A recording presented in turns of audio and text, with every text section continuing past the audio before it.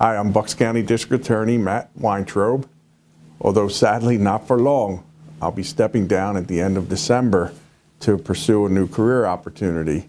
But there is some great news. I have a dear colleague of mine, my first assistant, Jen Schorn, who's going to be taking over as District Attorney. This is a huge win for Bucks County. I've known Jen for 30-some years, 25, 30 years. As a professional colleague and also just as a person who does great things for her community. So I'd like to talk to Jen a little bit and introduce you and let you know what Jen is all about and what you can expect. Jen, it's great that we can have this conversation. I agree. And can you tell us just a little bit about your background? Sure. Well, you and I share something in common. We both grew up in Upper Southampton. It's true. My parents still live there, and I have 3 brothers and lovely sister-in-laws and nieces and nephews, and most importantly, I have married with 2 beautiful children. Oh, that's wonderful. And I know you're very community-oriented. We actually came up almost the same time. I'm older than you. I will concede that. I know I always brag that I went to the William Tennant High School. Where'd you go to high school? Archbishop Wood. All right. And how about college? I went to St. Joseph's University. And I think this is very notable, but in addition to your academics, which I know were important to you, you also were a Division I college athlete. Yes, I rowed crew. I was the captain of the rowing team, the women's rowing team, my junior and senior year. And we had a pretty remarkable, my final season, in that we medaled in the Dad Bells, which was the big, championship regatta at the time. And up until that point, women's rowing at St. Joe's had not achieved that goal. So it's one of those sports that just pure grit is why you do it. There's not a lot of fanfare. You have to really love to kind of put yourself through the paces. But yeah, that was definitely one of my most favorite memories in college is being on the rowing team. And to me, that is very evident in how you carry yourself and how you approach the job here, because you are indefatigable. Nothing will beat you. You will never stop until the job is done.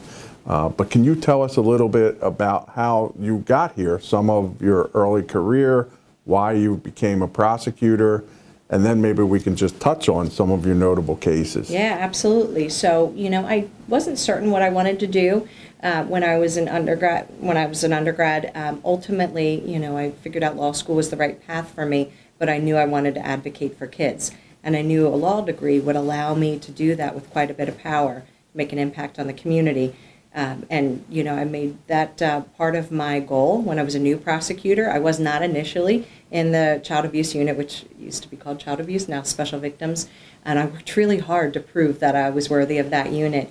And honestly, that's the most rewarding part of my career, working with, the most vulnerable among us. And so I had you as a mentor.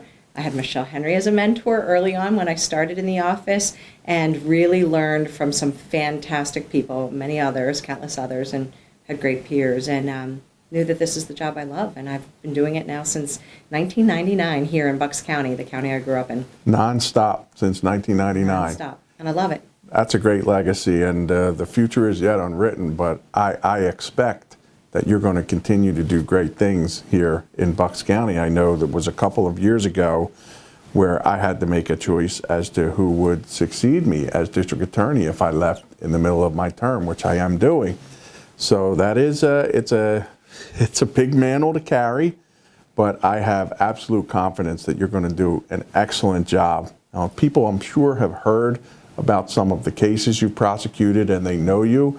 But if you could just remind us, what are some of the cases that you remember that really stand out for you? The Grace Packer case is definitely up there. That was just simply remarkable. I will never, ever forget when I first learned about Grace being a missing person. We didn't even know at that point, what fate Grace had met. But we knew that some things were not adding up, and it was looking more and more like a homicide. And we collaborated with Montgomery County, some of the best in Monco, partnering with our best of the best detective-wise in Bucks, and we built that case, and you supported us the entire time. Ultimately, part of the case went into our grand jury, which my heart grand jury, our investigative grand jurors, mean the world to me. Which is made up of regular people out in the public who dedicate a year and a half to 2 years of their lives to seeking justice. One day a week. I mean, think about that service. They're impaneled for at least, like you said, a year and a half, 1 day a week. And they have made such a difference in our ability to solve some of the challenging crimes that we see. But then we were able to make some tremendous headway, not only with the grand jury, but you partnering with Kevin Steele and Steph Salavantis from Luzerne County to get the word out in the public. And what a huge benefit the media can be to kind of help gather, to get the word out, to provide, information so that we receive tips. So the combination of grand jury, utilizing the media to get word to the public, and the tips that were received, we were able to make arrests.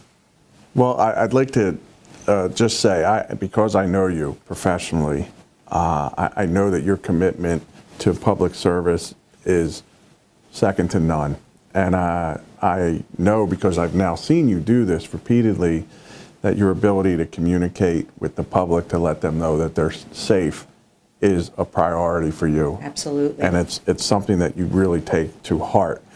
I think that what people probably would want to know is, well, you're not giving yourself full credit. We had a running joke that you leave no stone unturned, including the little pebbles. That's right. So you were Pebbles, I was Bam Bam, because I just like to hit things with a big stick. But our team, in at least that case and many others, we were able to get justice for Grace, sadly, after she died, but we were able to get it. But Jen, to give you some more credit, I don't think people, they should know this, is you're able to take a case that has sat on a shelf for decades in many instances, and you're able to look at it in a different way, breathe new life into that investigation, team up with law enforcement, get them excited to pursue these old cases. And you've had some incredible success in some of these cold case homicides. I'm guessing that along with your care for our most vulnerable, our children and the elderly, is probably going to be the hallmark of your tenure as the district attorney when you take over. But I don't want to assume it. What do you think? No, I agree with you. Yeah, that's when I started my career. That was, a goal of mine, and to be able to achieve that as an assistant district attorney and through the ranks, and now as the appointed district attorney of Bucks County, that will always be a priority and goal of mine, to protect the most vulnerable, to make sure the community knows they're safe, because we do pursue every case, and we get the results. And so, yeah, I've had the ability to work with some phenomenal detectives on cases that needed to be revived, unsolved cases. One of the first, there were a couple of homicide cases that predated this, but one of the first that involves a special victim was 14-year-old Barbara Rowan, 1984 murder in Ben Salem that went unsolved. And in collaboration with some phenomenal detectives and utilizing the grand jury, we were able to make 2 arrests in that case and prosecute George Shaw and Bobby Sanders as an accomplice for the murder, and convict George Shaw of the murder. And I'll never forget that moment when we were able to tell Barbara Rowan's parents, she was an only child, and they didn't even know that we were working on the case because we didn't want to provide false hope.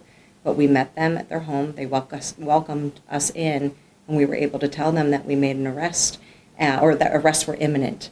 And Barbara's father took her picture off the wall, her portrait, and gave it to me, and it stands in my office as we speak, along with the pictures of my own children, just because that moment I'll never forget. And thankfully we were able to provide justice, delayed, but justice for Pat and Bob Rowan for their daughter's murder. So that's absolutely one of the ones that I'll never, ever forget.